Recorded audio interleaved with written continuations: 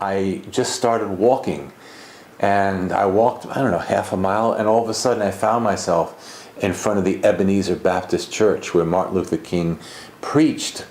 And this place, this little church, unlike the big fancy memorial, you could feel the light. It was like light emanating out of this church. And you walked in, and it's like someone threw a thunderbolt at you. And I realized this is just like being in a Benares, in a holy place. This is like being in Jerusalem.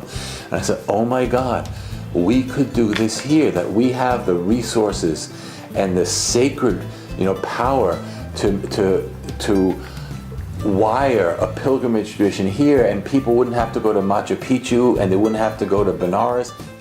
Wouldn't it be phenomenal to have a great tradition, to establish a tradition of true pilgrimage in America? The power of pilgrimage is about reconnecting to the power of place.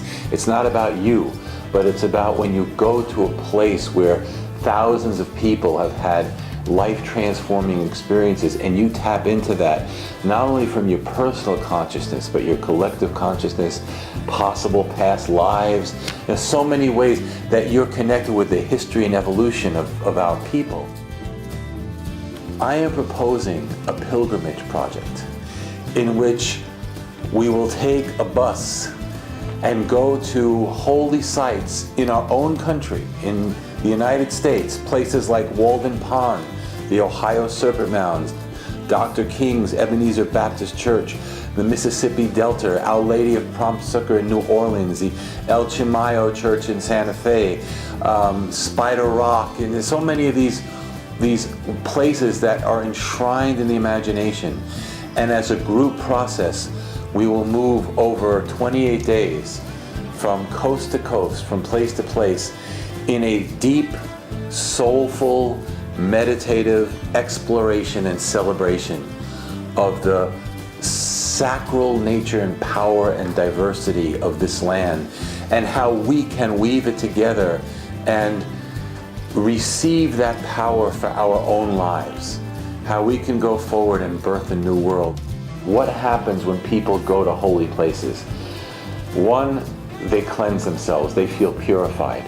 Two, you get hooked up with the history of your culture. You're going to the root of your history. You're going to the root of your community. And so you're going to yourself. You could actually have a life-changing, life-transforming experience with other people and deep community and deep power. This pilgrimage will make history. It will open up a new potential in the collective consciousness that people can do in their own way. And we're taking what Walt Whitman did, and what Jack Kerouac did, and kind of bringing it into a formal, more diverse potential and practice. It's going to foster peace. It's going to foster new visions, and it's going to help other people. It's going to help the collective move from a kind of grudging tolerance to an open celebration of our living and breathing diversity. That's what I think it's going to be.